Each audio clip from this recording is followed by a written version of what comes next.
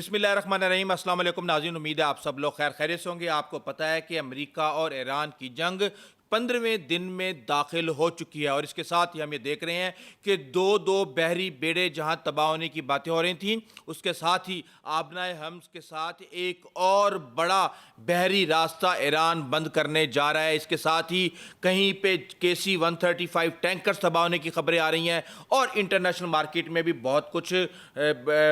थरथल्ली मचाने वाला हमारे सामने आ चुका है कि किस तरह चाइना फ़ायदा उठा रहा है, किस तरह रशिया फ़ायदा उठा रहा है और किस तरह अमेरिका की मईशत बर्बाद होने जा रही है। नया वर्ल्ड आर्डर आ रहा है और हमने ये देखा है कि ये जो भी अंदाजे ट्रंप की तरफ से लगवाए गए थे वो अमेरिका को अब बर्बाद करने के लिए सही साबित होने जा रहे हैं। अमेरिका के पास तमाम तर ऑप्शंस ख़त्म हो चुके हैं और जो खबरें हमारे पास आ रही हैं कि अब रह दह के एक ही रह गया है कि किसी भी तरीके से ईरान के अंदर बगावत करवाई जाए। इसके पीछे क्या कहानी चल रही है, इस समेत बहुत कुछ आपको इस व्लॉग में बताएंगे। सबसे पहले तो आपको पता है कि एक दावा किया गया ईरान के IRGC की तरफ से कि उन्होंने अमेरिका के 2 बहरी बेड़ों को तबाह कर दिया है। देखिए, तबाह करना और नुकसान पहुंचाना ये 2 डिफरेंट चीज़ें हैं। अब जो खबरें हमारे पास आ रही हैं उसके मुताबिक वहाँ पे जो इक्विपमेंट लगा हुआ था, जो रडार्स लगे हुए थे, जो नेविगेशन सिस्टम लगा हुआ था, उसको नुकसान पहुंचाने की कोशिश की गई, जिसके बाद आबनाए हम्स को छोड़ के अमेरिकी बहरी बेड़ा इब्राहिम लिंकन जो है वो 300-350 किलोमीटर पीछे चला गया। अब जहां जंग हो रही है उस मुकाम से 350 किलोमीटर पीछे जाने का मकसद क्या है और आखिर में उन्होंने हमले करने हैं ईरान पर वहीं से उड़ के। एक तरफ ये हुआ, दूसरी तरफ आपको पता है कि इस वक्त 3 बहरी बेड़े इस जंग के अंदर धकेले हुए हैं अमेरिका ने। दूसरा आपको पता है कि जेराल्ड आर फोर्ड पहले मेडिटेरियन सी के अंदर इसराइल की हिफाजत कर रहा था, वहीं से F-15 त्यारे उड़ के कुवैत के ऊपर से जाके वारफेयर कर रहे थे ईरान के साथ, जिसमें से 3 तबाह भी हो गए फ्रेंडली फायर की वजह से, या जिस वजह से भी ईरान ये दावा करता है कि उसने वो त्यारे तबाह किए। फिर जब खबरें आईं कि हौसी बागी इस जंग में शामिल होने लगे हैं और वो रेड सी को बंद करने लगे हैं, तो फिर वहाँ से उस बहरी बेड़े को मूव करके रेड सी में लाया गया और एक और तीसरा बहरी बेड़ा जो कि जॉर्ज W बुश के नाम से जाना जाता है, उसको लाके खड़ा कर दिया इसराइल के सर पे। अब हम ये देख रहे हैं कि एक तरफ इब्राहिम लिंकन के अंदर तकरीबन 55 से 60 F-35 त्यारे हैं, दूसरी तरफ हम ये देख रहे हैं कि जेराल्ड आर फोर्ड के अंदर भी तकरीबन 60 के करीब त्यारे हैं, लेकिन वो F-35 नहीं, वो F-15 और ये ज़्यादातर वारफेयर के ऊपर यकीन रखता है, तो यहाँ पे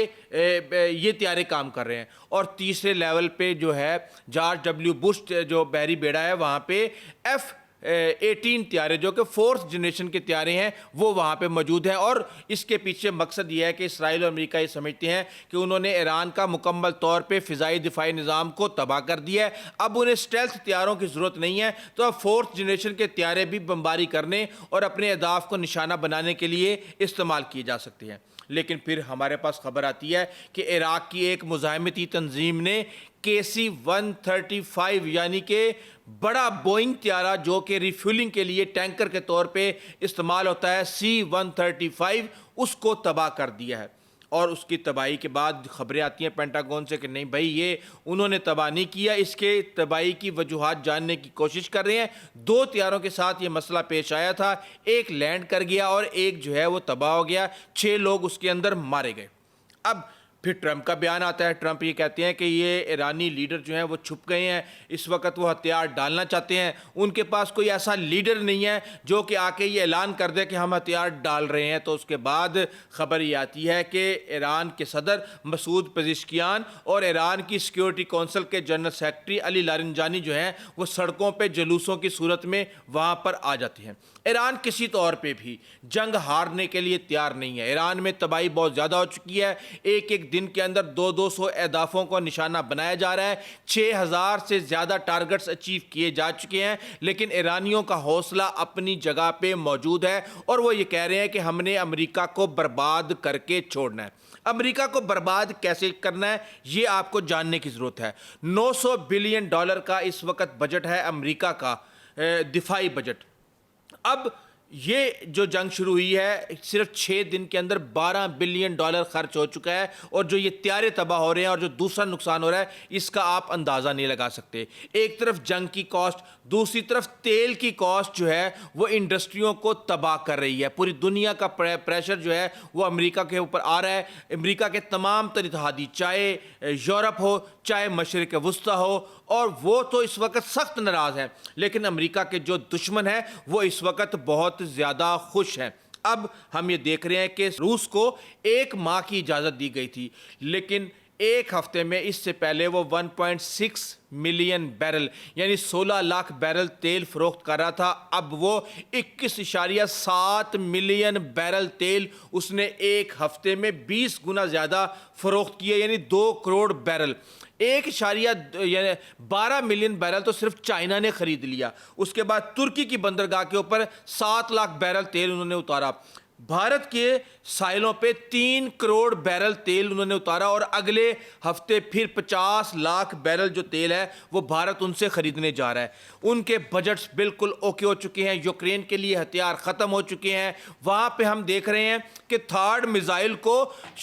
جنوبی کوریا سے لانا پڑا امریکہ کو۔ اب امریکہ، آپ کو پتا ہے کہ وہاں پہ ساؤتھ چائنا سی کے اندر اتحادی ہے تمام تر ممالک کا، وہاں پہ ان کو اسلحہ فراہم کرتا ہے، چائنا کے خلاف ان کو تمام تر مدد فراہم کرتا ہے، لیکن اب ان ممالک سے بھی اسلحہ نکالنا شروع ہو گئے ہیں۔ اور جو برطانوی جریدہ ہے اس نے یہ کہا ہے کہ امریکہ نے ایران کے خلاف بہت زیادہ اسلحہ استعمال کر لیا ہے، اور اب امریکہ کے لیے ایک اور بڑا بحران پیدا ہونے والا ہے کہ وہ اس کے پاس دنیا کی سب سے بڑی فوج تو ہے، لیکن اس فوج کے پاس اسلحہ اگر موجود نہیں ہوگا تو آپ اندازہ لگا سکتے ہیں کہ تھرڈ میزائل وہاں سے لائے جا رہے ہیں، جنوبی کوریا سے وہاں سے اسلحہ لایا جا رہا ہے، جاپان سے سارے میزائل لائے جا رہے ہیں اور لا کے پھونکے جا رہے ہیں ایران میں، اور ایران اپنی جگہ پہ موجود ہے۔ ایران کی پوری نیوی کو ختم کر دیا گیا ہے، 60 کے قریب ان کے جنگی جہاز تباہ کر دیے گئے ہیں، 40 سے زیادہ کشتیاں تباہ کر دی گئی ہیں۔ لیکن مزے کی بات یہ ہے کہ اس وقت آبنائے حمص کے اوپر،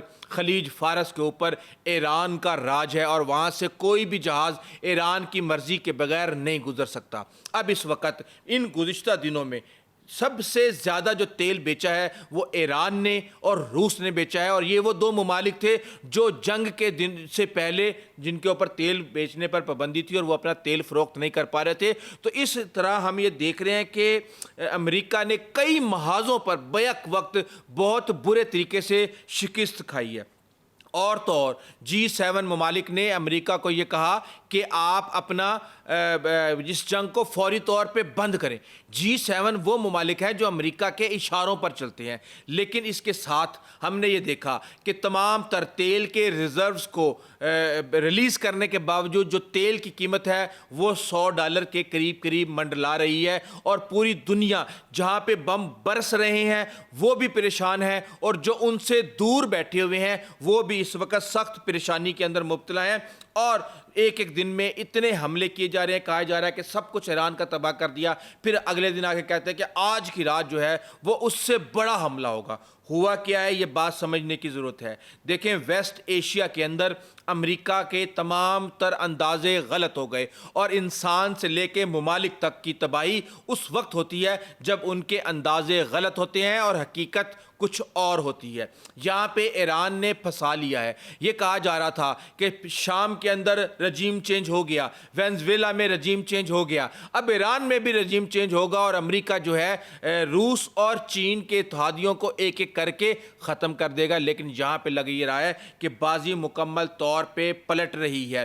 6000 سے زیادہ مقامات پر حملے کرنے کے باوجود ایران اپنی جگہ پہ کھڑا ہے، اور نیتن یاہو کئی دنوں کی خاموشی کے بعد جب واپس آتے ہیں تو کہتے ہیں کہ اگر ایران کی عوام باہر نکل آئے تو پھر کچھ ہو سکتا ہے، رجیم چینج ہو سکتا ہے۔ اور یہاں سے پھر IRGC کے بھی بیانات آتے ہیں کہ سڑکوں پر بدامنی پھیلانے کی کوشش کی جا رہی ہے۔ ایک طرف کوشش یہ کی جا رہی تھی کہ ایران کے اندر جو عرب آبادی ہے، جو کرد آبادی ہے، جو آذربائیجان یعنی آذری آبادی ہے، ان میں بغاوت پیدا کی جائے، وہ والا بھی معاملہ سارے کا سارا ٹھپ ہو گیا۔ اور اس کے بعد ہم یہ دیکھ رہے ہیں کہ اسلحے کی کمی سے لے کے آسٹریلیا، قطر، ہر طرف سے جو ہے وہ بری خبریں آ رہی ہیں۔ آسٹریلیا نے تو UAE اور اسرائیل سے اپنے تمام تر شہریوں کو نکالنے کا کہہ دیا ہے۔ اب ہم یہ دیکھ رہے ہیں کہ فیلڈ مارشل نے بھی تصویر ریلیز کر دی ہے کمبیٹ ڈریس کے اندر،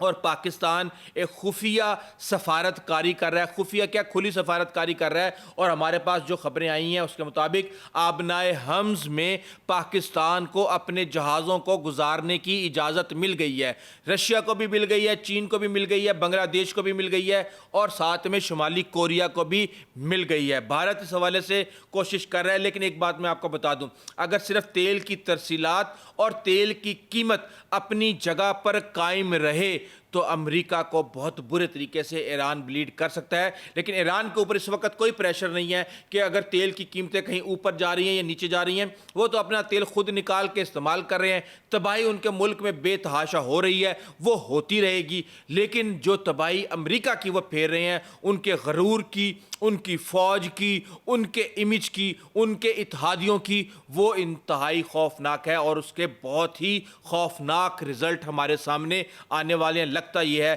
کہ شاید اس جنگ کے بعد امریکہ سپر پاور نہ رہے۔ اس حوالے سے آپ کو اپڈیٹ کرتے رہیں گے، ابھی تک کے لیے اتنا ہی، آئندہ تک اجازت دیجیے، اللہ حافظ۔